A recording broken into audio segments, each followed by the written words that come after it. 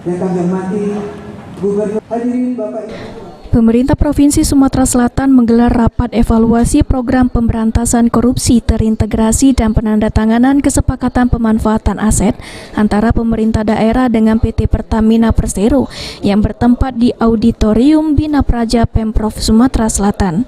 Rapat evaluasi tersebut dihadiri langsung Gubernur Sumatera Selatan Herman Deru, Ketua Komisi Pemberantasan Korupsi RI, Komjen Pol Dr. Andes Firly Bahuri, Direktur Utama Pertamina Nike Widiawati. Acara diawali dengan sambutan Gubernur Sumatera Selatan, setelah itu dilanjutkan dengan sambutan Ketua KPK dan Direktur Utama Pertamina.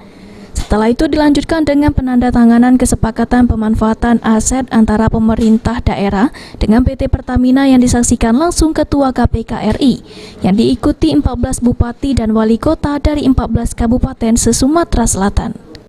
Ketua KPK RI Firly Bahuri mengatakan untuk melakukan pencegahan korupsi KPK membangun 8 pencegahan, diantaranya dengan memperkuat APIP, pengelolaan dan pengawasan dana desa serta pengelola aset.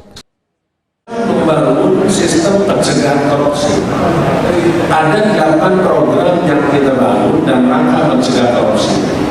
Salah satunya adalah penguatan aparatur pemerintah instansi pemerintah, aparatur pengawas instansi pemerintah (APIP).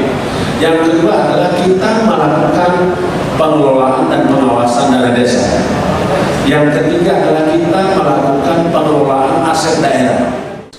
Sementara itu, Gubernur Sumatera Selatan Herman Deru mengungkapkan dengan rapat evaluasi dan penandatanganan ini dapat bermanfaat bagi masyarakat dan KPK dapat selalu memberikan solusi agar aset-aset dapat bermanfaat. KPK yang telah menginisiasi pemerintah daerah dan Pertamina sehingga timbul kesepakatan yang ditandatangani dan disaksikan oleh kita semua.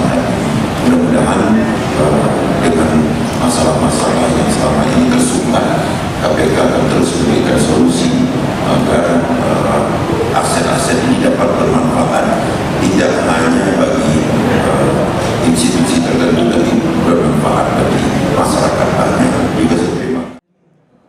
Heru Wahyudi, PAL TV.